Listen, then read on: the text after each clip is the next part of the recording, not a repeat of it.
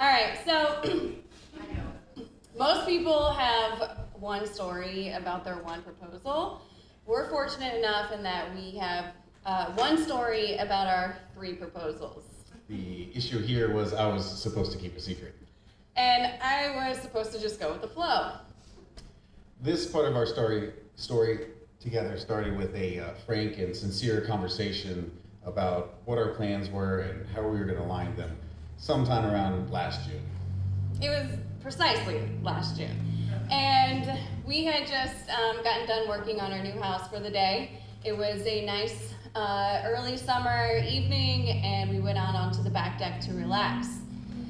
I had finally worked up the nerve to feel confident and comfortable enough to ask him about kind of our timeline for the future. So I know we have the house and everything now, and I know we both have the same goals in life, but kind of now, what is the timeline as far as, I want to make sure we're on the same page, engagement, marriage, family? Yeah, I just cherish the thought of being able to spend the rest of my life with you and want to get married, but do we want to do like a destination marriage here in the city? Do we want to do outdoors, indoors? What caters we need? Wait, hold on. You're in super plan mode. We don't have to plan a wedding tonight. I just want to know, I want to make sure we're on the same page and we're not expecting anything that doesn't come. Yeah, absolutely. Well, I mean, you teach, so probably not during the school year, sometime summer. We got the trip in June. Would sometime next July work? It could work. Yeah, all right, we'll get married in July. Okay. Did I just propose? No, honey, it doesn't work that way. Traditionally, people have a ring when they propose. That's true. So I guess on that idea, I want to know what your thoughts are, what you want. So would you mind, we could go together, look at rings, see what you're looking for? So there are very few surprises in life, and that's one of the things I have really wanted to be surprised about. So how about I tell Jackie everything that I want, all of my ideas, and then when you're ready, you give her a call, and she tells you everything I want. I never have to know. I love Jackie, but she lives in Las Vegas, and I'm not really keen on playing a little game of telephone with some decision that's so important for us. Okay. Okay. How about I make a Pinterest page, and I put all my ideas on there, and I can share with you when you're ready. You can look at it and take it wherever you need. It is definitely more direct information, but it's still kind of secondary. And besides, pictures on the screen are going to look different than in real life. So I think an actual time together looking at the stuff would really help me. Okay. At the very least, I want something super unique. So let's really try to go to, a small, little unique store. I hear you loud and clear. Okay. Moving forward 4 months later, he convinces me to check out to go on a small trip to the closest big box store just to get a gist of what I like. I took her to Jared's.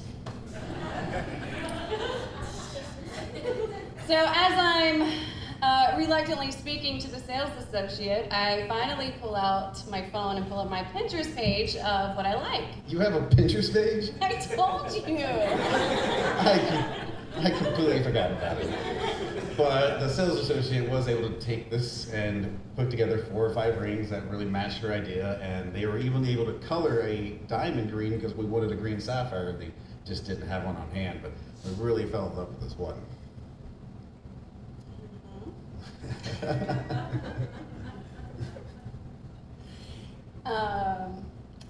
So they had to special order the green sapphire. They had never carried one before. And so at this point, we had picked out the ring together, and he's ordering it, so pretty sure he's going to propose sometime soon. The gem does come in, they set it on top of the ring, we get a look at it, and the sales associate just asked me in front of her, do you want to buy it? And thinking there's real no problem, I say yes. And like that, all secrecy and surprise is gone. We picked out the ring together. He paid for it in front of me. She told me that it would be in by next Wednesday, which happened to be a week before our first year anniversary. what else is left? In my mind, I thought the actual act of proposing was everything, and I was finally ready to start a plan. Meanwhile, our first year anniversary was coming up, and we planned to go out to eat and then have drinks in the Van Buren room where we had had our first date. So that whole day at work, I just know this is the night. The ring was supposed to come in a week ago. This is going to happen. I am on a cloud all day, thinking that the next day when I come into work, I'm gonna have a ring on my finger. And so on the whole way home, I'm imagining what it looks like at home. There's flowers, there's candles. He's dressed up in a nice suit. I walk to the door, I open the front door. I can see him sitting in the living room in the chair in his bathrobe. Dinner wasn't here for another hour. Besides, I did need the ring and it hadn't come in yet. They needed to fit it, size it, polish it, appraise it, yada yada. I definitely agree it would have been a fantastic venue for proposing. So the whole date goes really great, but I still keep thinking that this is going to happen, but what if it's not? And if it's not, I really want to know. And I almost ask him, hey, if you're going to propose, just tell me if you're not going to propose so I can stop worrying about it. But I didn't want to ruin a plan if he had it. There was even one point at the Van Buren room where he had taken a mint from the bathroom, and I had thought for sure that was the ring sitting in his pocket. But when we get home and nothing had happened, I'd finally let my built-up anticipation and ultimate frustration get to me. So I asked him what was going on, and he ended up spilling a few beans. I knew that eventually when we did propose, right afterwards she would have pictures taken of her hand wearing the ring, so I knew I wanted her fingernails to be on point, and this whole secrecy thing between us was an issue, and I didn't like it, and I told her in a moment of weakness that, hey, you'll know I'm going to propose when someone from your family takes you to get your nails done.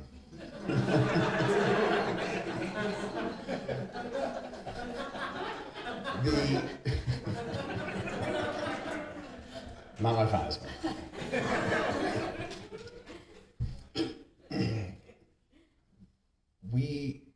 I wanted to let her know that regardless, I love her, and however it was going to happen, the result was we were going to be married and together, and ultimately that's really what counted. So 2 days after our anniversary dinner, he calls me up. He calls me upstairs, and he says he wants to show me something. I had actually got the ring in from Jared, and it was perfect. And the only thing I wanted to do to make sure that the moment went right when I did ask was that it fit. I didn't want this going wrong. So to my engineering mind, I thought a trial fitting was in order.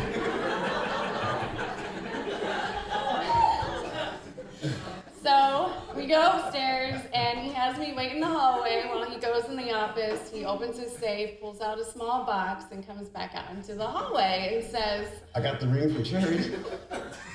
"Are you proposing?" No, I just really want to make sure it fits. And the sparkle is really beating this light. And besides, I haven't even had you get your nails done. I know, I just thought you were throwing me for a loop. Like, now it's the real surprise. I got you. I really just want to make sure it fit. Okay. I'm going to put it back in the... Well, it is gorgeous, and I'm really glad we picked it out together. Okay.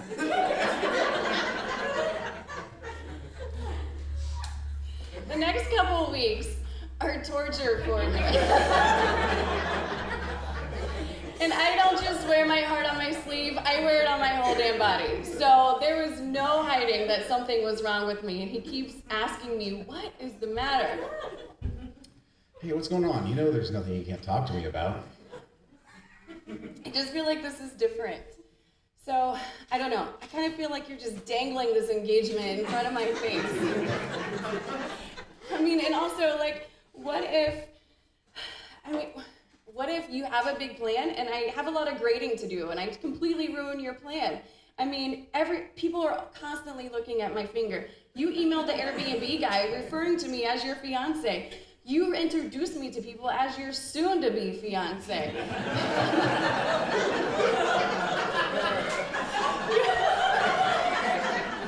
Your sister asked me what monogram I want on a scarf she was going to buy me for Christmas. what if you've changed your mind? Nothing's gonna make me change my mind. I love you, and I just want to spend the rest of my life with you. I agree, and I know that no matter what, like in the end we're gonna be married, but I would have been happy if you would have just proposed in the hallway a couple of weeks ago. However, I still really wanted to make a special moment for her, and I finally had a plan together. I got her niece to plan to take her to get her nails done. While they were gone, I was going to bring up some Christmas decorations, get it nice and set, backdrop for the proposal with the fireplace and everything. Perfect. Well, the first night, the nail salon place closes early, and they return with me dragging up the tree from the basement. Okay. Second night, she does get their nails done, but she's wearing what I'll just call a very Christmas sweater, and I didn't think she'd want it in the future photos that would ultimately follow. But the morning after, we get up early, make it to a 5:45 spin class. He makes breakfast, and by this point, I'm starting to run late for work, so I'm a little bit annoyed when he asks me a question out of the blue. Hey, I want to get your opinion on this Christmas decoration over here, where we should put it. He doesn't care about Christmas decorations. Why the hell is he asking me now? I'm pretty annoyed, and I almost ask, can this wait? But he looks pretty impatient, so now? If you have some time. She does make her way over, but first stops by the kitchen island, her work bag, puts her coffee mug in the sink. Meanwhile, I'm sweating by the fireplace.